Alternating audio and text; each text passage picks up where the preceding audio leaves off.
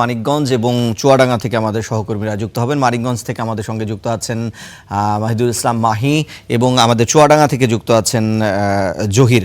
আমরা প্রথমে একটু মানিকগঞ্জ যেতে চাই মাহির কাছে। মাহি, দাম নিয়ে ক্রেতা বিক্রেতারা কি বলছেন এবং আপনি কোন পশুর হাটে অবস্থান করছেন জানাবেন।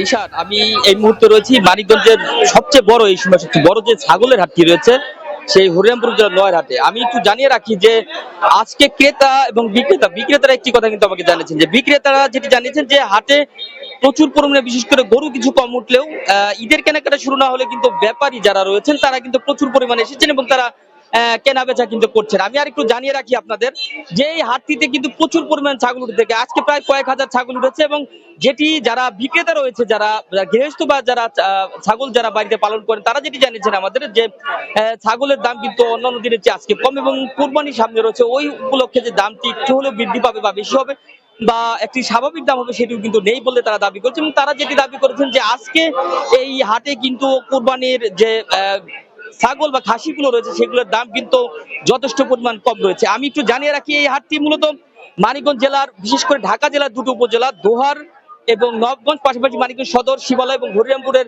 যে বিশেষ করে ছাগলের ব্যবসায়ীরা যারা রয়েছেন তারা এখানে আসেন এবং আশপাশের যারা বিশেষ করে চাষি বা ছাগল যারা লালন পালন করেন যারা রয়েছেন তারা কিন্তু এই হাটটিতে প্রচুর পরিমাণে ছাগল নিয়ে আসেন। আমি একটু কথা বলতে চাই যারা আসলে আজকে ইজারাদার রয়েছে, এবং আরেকটি কথা বলে রাখি যে এখনো কিন্তু কোরবানির যে ইজারার যে পরিমাণ থাকে সে পরিমাণ কিন্তু ইজারা নেওয়া হচ্ছে না। আমি একজন ইজারাদারের সাথে কথা বলবো।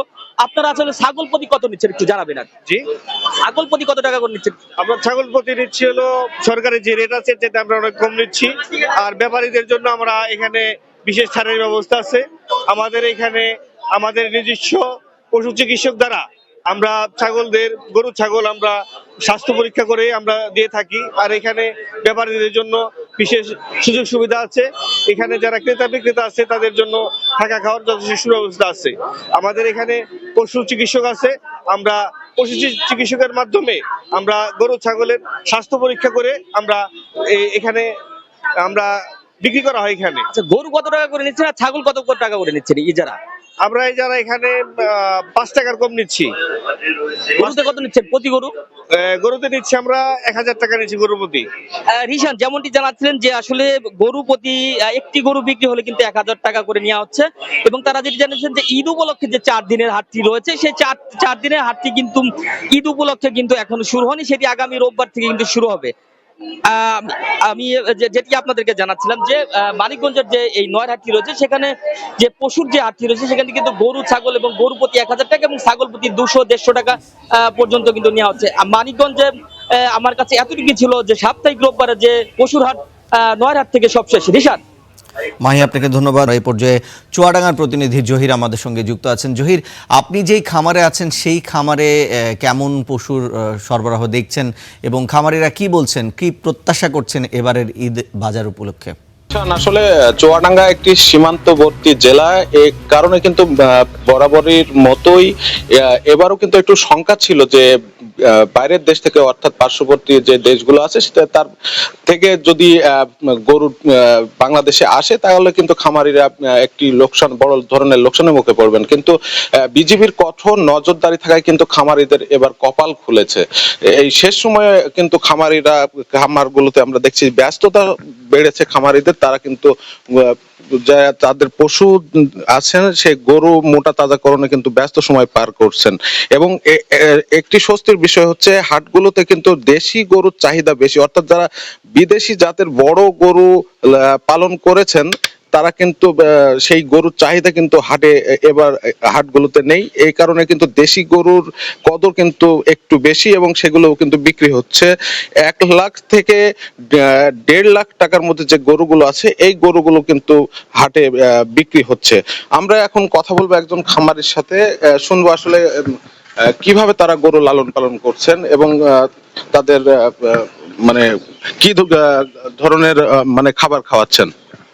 আমরা আসলে মোটামুটি এখানে খামারে আমাদের মাঠে কিছু তৈরি ঘাস আছে, এগুলাও নিয়ে আসি। আবার ওই মাঠে থেকে এমনি ঘাস কেটে নিয়ে আসা হয়, আর গরুর বিচালি এগুলা খাওয়ানো হয় মোটামুটি এই।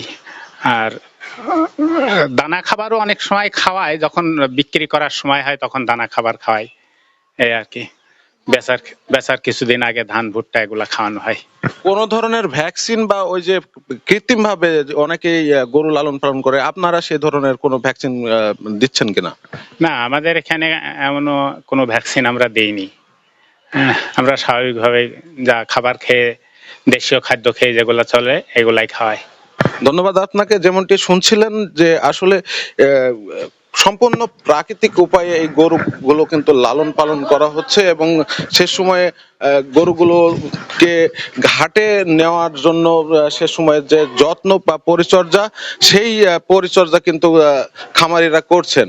তো জেলা প্রাণী সম্পদ বিভাগ থেকে যেটি বলা হচ্ছে সেটি হচ্ছে চুয়াডাঙ্গা জেলায় এবার 2,02,239টি পশু প্রস্তুত আছে। এর ভিতর 44,396টি গরু লালন পালন করছেন খামারিরা, যা স্থানীয় চাহিদা মিটিয়ে বাইরের জেলায় কিন্তু বিক্রি করা হবে বা বাইরের জেলায় পাঠানো হবে বলে প্রাণী সম্পদ অফিস থেকে আমাদেরকে জানানো হয়েছে।